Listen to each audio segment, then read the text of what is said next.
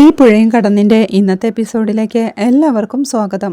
Video ആദ്യമായി കാണുകയാണെങ്കിൽ support ചെയ്ത് സബ്സ്ക്രൈബ് ചെയ്ത് ലൈക്ക് ചെയ്യാൻ മറക്കല്ലേ. അമ്മ രാത്രി എഴുന്നേറ്റ് പോയി ഒരു പാറക്കെട്ടിൽ നിന്ന് താഴോട്ട് ചാടുന്നത് സ്വപ്നം കണ്ട് ഞെട്ടി ഉണരുകയാണ് കാവേരി. അവൾ നോക്കുമ്പോഴേക്കും കൂടെ കിടന്ന അമ്മയെ കാണുന്നില്ല. അവൾ ഗംഗയെ തട്ടി വിളിച്ചുകൊണ്ട് ഗംഗേച്ചി, അമ്മയെ കാണുന്നില്ല ഗംഗേച്ചി എന്ന് പറഞ്ഞ് ടെൻഷനോടെ വിളിക്കെ അമ്മ അവിടെ എവിടെയെങ്കിലും കാണുമെന്ന് ഗംഗ വീണ്ടും കിടന്നുറങ്ങുക. ഗംഗയെ എഴുന്നേൽക്ക് ഗംഗേച്ചി എന്ന് പറഞ്ഞവൾ പിടിച്ചു വലിച്ചുകൊണ്ട് എഴുന്നേൽപ്പിച്ച്, നോക്ക് അമ്മ ഇവിടെ ഒന്നും കാണുന്നില്ല, ഞാനൊരു സ്വപ്നം കണ്ടെന്ന് പറഞ്ഞ് അവൾ കണ്ട സ്വപ്നം വിവരിക്കുന്നുണ്ട് കാവേരി. അവൾ ടെൻഷനോടെ എനിക്കറിയില്ല ചേച്ചി വാ നോക്കാമെന്ന് പറഞ്ഞ് എഴുന്നേറ്റ് പോവും. അവൾ പെട്ടെന്ന് തന്നെ നമുക്ക് നോക്കാമെന്ന് പറഞ്ഞ് ഗംഗേച്ചിയെ വിളിച്ച് എഴുന്നേൽപ്പിച്ചുകൊണ്ട് പോവുകയാണ്. നിളയും യമുനയും ഇതൊന്നും അറിയാതെ നല്ല ഉറക്കത്തിലായിരുന്നു. അവർ ചെന്ന് സിറ്റ് ഔട്ടിലേക്കുള്ള ഡോർ തുറന്ന് അമ്മ എന്ന് വിളിച്ച് അവിടെ മുഴുവൻ തിരഞ്ഞു നടക്കുകയാണ്. അവിടെയൊന്നും തിരഞ്ഞിട്ട് കാണാതെ അവർ ടോർച്ച് ലൈറ്റുമായി സ്നേഹതീരത്തേക്ക് നടന്നു നീങ്ങുമ്പോഴേക്കും അമ്മ ഇവിടെ കാണുമെന്ന് നിനക്കെന്താ ഉറപ്പെന്ന് ഗംഗ ചോദിക്കുന്നുണ്ട്.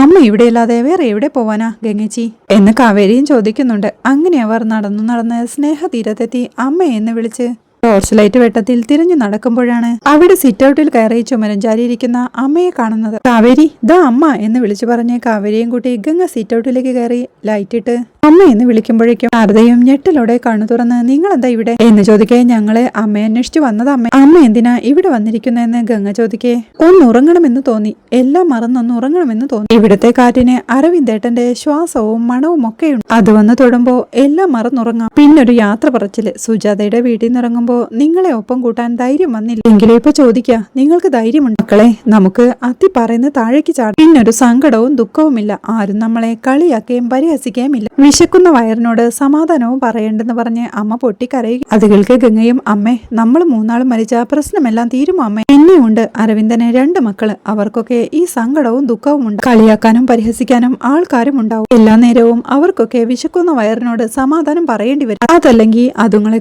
കൂടെ കൂട്ടാം യാത്ര പറയാൻ, സമാധാനമായിട്ട് ഉറങ്ങാൻ. നാട്ടുകാർക്ക് മുന്നിൽ പിച്ച എടുക്കാൻ അരവിന്ദന്റെ മക്കളെ വിട്ടുകൊടുക്കരുത്, അതിനുള്ള ധൈര്യമുണ്ടോ അമ്മയ്ക്കെന്ന് ഗംഗ ചോദിക്കേ, അയ്യോ വേണ്ട എന്ന് അമ്മയും പരിഭ്രമത്തോടെ പറയും. അമ്മേ ഒരു പ്രശ്നമുണ്ടായാല് അതിനെ എങ്ങനെ തരണം ചെയ്യേണ്ടെന്നാ ചിന്തിക്കേണ്ട, അതിനു പകരം എന്താ ഇങ്ങനെയെന്ന് കാവേരിയും ചോദിക്കും. ശാരദയും കരച്ചിലോടെ ക്ഷമിക്കും മക്കളെ, നിന്ദയും പരിഹാസവും ചവിട്ടും കുത്തും എല്ലാം കൂടി ആയപ്പോ ഒരു നിമിഷം അമ്മയുടെ മനസ്സൊന്ന് കൈവിട്ടു പോയി എന്നമ്മ പൊട്ടിക്കരഞ്ഞുകൊണ്ട് പറയുമ്പോഴേക്കും ഇങ്ങനെയുള്ള ബോധക്കേടുകളാ അമ്മേ നമ്മളെ ഇവിടം വരെ എത്തിച്ചത്. ശാന്തമായ മനസ്സോടെ അമ്മയൊന്ന് ആലോചിച്ചു നോക്ക്, അച്ഛന്റെ പണം ഇടപാടുകളെ പറ്റി എന്തെങ്കിലും ഓർമ്മ കിട്ടുന്നുണ്ടോ എന്ന് കാവേരി ചോദിക്കേ, എനിക്കൊന്നും അറിയില്ല മക്കളെ, എന്റെ അക്കൗണ്ടിൽ പണം അയക്കാമെന്ന് അരവിന്ദേട്ടൻ എപ്പോഴും പറയുമായിരുന്നു, അമ്മയ്ക്ക് അതിനുള്ള പിടിപ്പൊന്നുമില്ല, ജയപാലേട്ടനെ ഏൽപ്പിച്ചാൽ മതിയെന്ന് ഞാനാ പറഞ്ഞു എന്നമ്മ പറയേ, ഈ വീടിന്റെ ലോൺ അടയ്ക്കാനുണ്ടെങ്കിൽ എന്തിനാ അമ്മേ അച്ഛൻ എന്റെ കല്യാണത്തിന് അത്രയും സ്വർണം എടുത്തതെന്ന് ഗംഗയും ചോദിക്കുക. അതാ മോളെ അമ്മയ്ക്കും മനസ്സിലാവാത്തതെന്ന് അമ്മ പറയെ, അച്ഛൻ അക്കാര്യം എന്തെങ്കിലും അമ്മയോട് പറഞ്ഞിട്ടുണ്ടായിരുന്നു എന്ന് കാവേരിയും ചോദിക്കുന്നുണ്ട്. ഇത്രയും ആർഭാടത്തിലൊക്കെ കല്യാണം വേണമെന്ന് ഞാൻ അച്ഛനോട് ചോദിച്ചതാ, അപ്പോ ഒരു കുഴപ്പവുമില്ല, ഗംഗയുടെ കല്യാണം ആർഭാടത്തിൽ നടത്തിയ കാവേരിയുടെ കല്യാണം കൂടി നടത്താനുള്ള പണം കയ്യിലുണ്ടെന്ന് അച്ഛൻ പറഞ്ഞത് എന്നമ്മ പറയെ, വേറെന്തെങ്കിലും അച്ഛൻ പറഞ്ഞോ എന്ന് കാവേരി. ഇവൾക്ക് അമ്മയും ഗംഗയെ ചേർത്ത് പിടിച്ച് ഒരു രാജകുമാരിയുടെ കല്യാണം പോലെ ആയിരിക്കും നിന്റെ കല്യാണമെന്ന അച്ഛൻ പറഞ്ഞത് എന്ന് പറയേ, അച്ഛനെ ജോലിയിൽ എന്തെങ്കിലും പ്രശ്നമുള്ളതായിട്ടോ കുറച്ചു കാലം ജോലി ഇല്ലാതെ വന്നതായിട്ടോ അങ്ങനെ എന്തെങ്കിലും എന്ന് കാവേരി ചോദിക്കേ, അങ്ങനെയൊന്നും പറഞ്ഞിട്ടില്ലെന്ന് ശാരദ. അച്ഛന് കുറച്ചു കാലം ജോലി ഇല്ലാതെ വന്നെന്നാ ജയപാലനങ്ങൾ പറഞ്ഞത് എന്ന് കാവേരി പറയേ, അതിപ്പോ അങ്ങനെ എന്തെങ്കിലും പ്രശ്നമുണ്ടെങ്കിൽ അച്ഛൻ ജയപാലേട്ടനോടെ പറയും എന്നമ്മയും. അമ്മ ഇങ്ങനെ ആയിപ്പോയത് എന്ന് കാവേരി ചോദിക്കെ, അരവിന്ദേട്ടൻ എന്നും എന്റെ കൂടെ തന്നെ ഉണ്ടാവുമെന്ന് കരുതിപ്പോയി മോളെ, ഒരു ബുദ്ധിയും ബോധവും ഇല്ലാത്ത കഴുതയായി പോയല്ലോ ഞാനെന്നാ ഇപ്പൊ ആലോചിക്കുന്നു. ഈ പിടിപ്പുകേടിനെല്ലാം കാരണക്കാരി ഞാൻ ഒറ്റൊരുത്തി, ആ അച്ഛന് പകരം ഞാൻ മരിച്ചിരുന്നെങ്കിൽ ഒരു കുഴപ്പവും ഉണ്ടാവില്ല, നിങ്ങളെല്ലാം പഴയതുപോലെ തന്നെ ജീവിച്ചേനെ, ഇപ്പോ അന്യന്റെ അടുക്കളയിലെ കഞ്ഞിപ്പാത്രവും വെച്ച് കെഞ്ചേണ്ട അവസ്ഥ വരുത്തിയില്ല എന്ന് ചോദിച്ചമ്മ സങ്കടത്തോടെ പൊട്ടിക്കരയുക. അതുകൊണ്ടാ ഞാൻ അത്തി പറയുന്ന താഴേക്ക് ചാടി എന്നമ്മ പറയുമ്പോഴേക്കും, അമ്മേ അങ്ങനെയൊന്നും പറയില്ല എന്ന് കാവേരിയും അമ്മയെ വഴക്കു പറയുന്നു.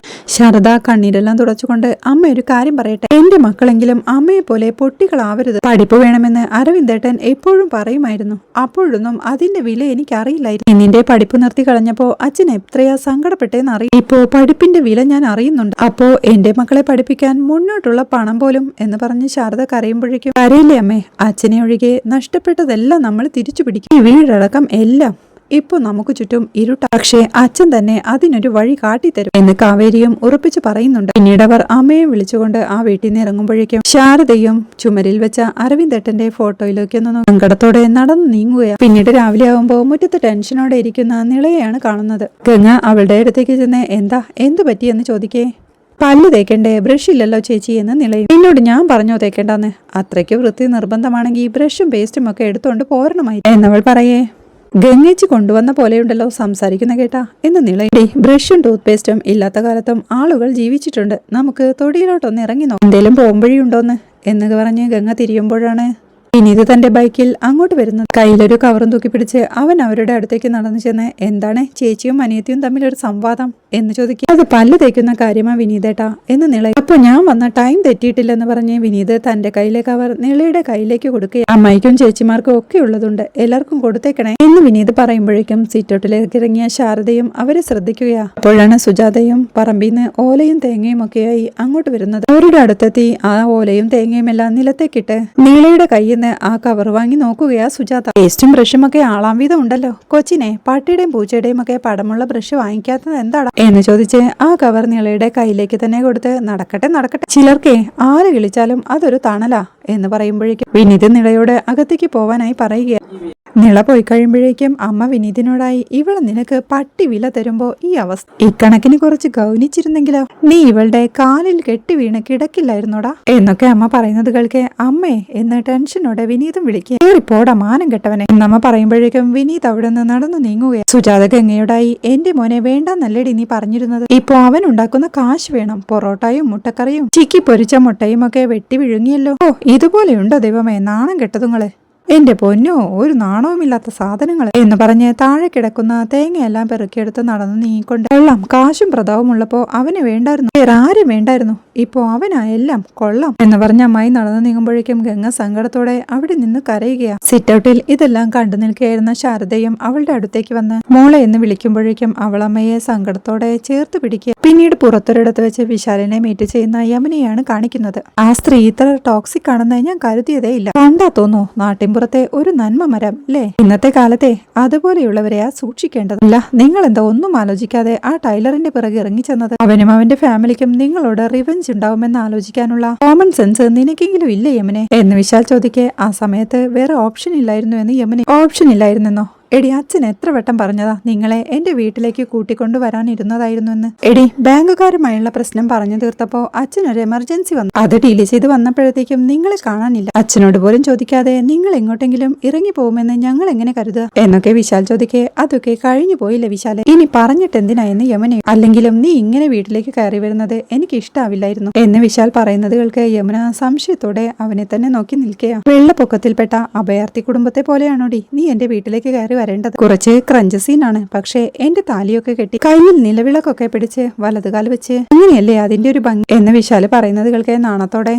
ഈ സമയത്താണോ വിശാലെ തമാശ പറയുന്നതെന്ന് അവളും ചോദിക്കുക. തമാശയല്ലെന്ന് പറഞ്ഞ് അവളുടെ കൈ കവർന്നെടുത്ത്, കൂടെയുണ്ട് എപ്പോഴും, കുറച്ചുകൂടി പിടിച്ചു നിൽക്ക്, നീയൊന്ന് സെറ്റിലായ അച്ഛനോട് പറഞ്ഞ് വിളിച്ചിറക്കി കൊണ്ടുപോകുന്നോളാം നിന്നെ എന്ന് വിശാൽ പറയേ. സാരമില്ല വിശാലെ, ഇപ്പോ നേരിട്ട് കൊണ്ടിരിക്കുന്ന ദുരന്തങ്ങളെക്കാൾ വലുതൊന്നും അരവിന്ദന്റെ കുടുംബത്തിന് വരാനില്ല, ഞാൻ പിടിച്ചു നിന്നോളാമെന്ന് ടെൻഷനോടെ പറയുന്ന യമുനയെ കാണിക്കുന്നിടത്താണ് ഈ എപ്പിസോഡ് അവസാനിക്കുന്നത്.